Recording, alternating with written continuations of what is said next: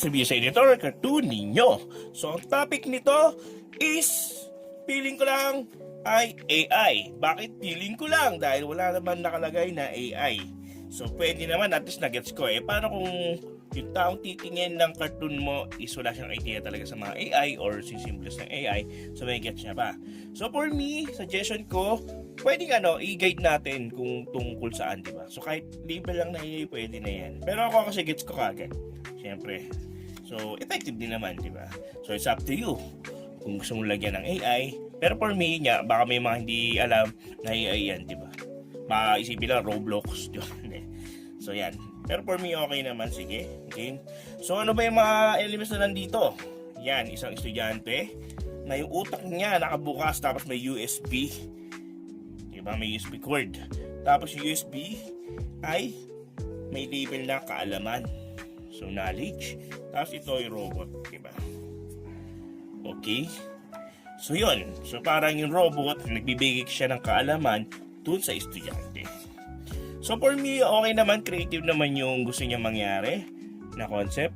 Pero, yun nga, parang hindi masyadong malinaw. Ano ba yung stand mo sa AI?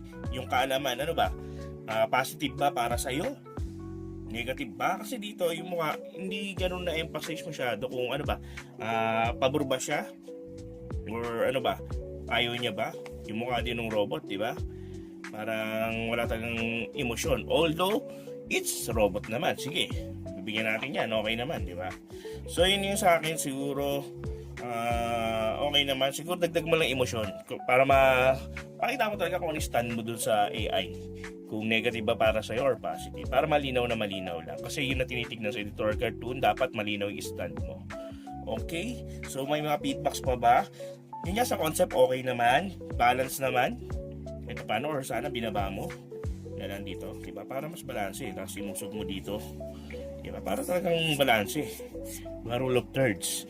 And then sa labels, siguro dahil isa lang naman yung nilagay mong labels, sana kinapalan mo pa. Diba? Para mas mas malakas, may urgency na makita ka agad kung tungkol sa atin. Yun nga, sabi ko nga, AI ba pwede mo ilagay para at least guided na.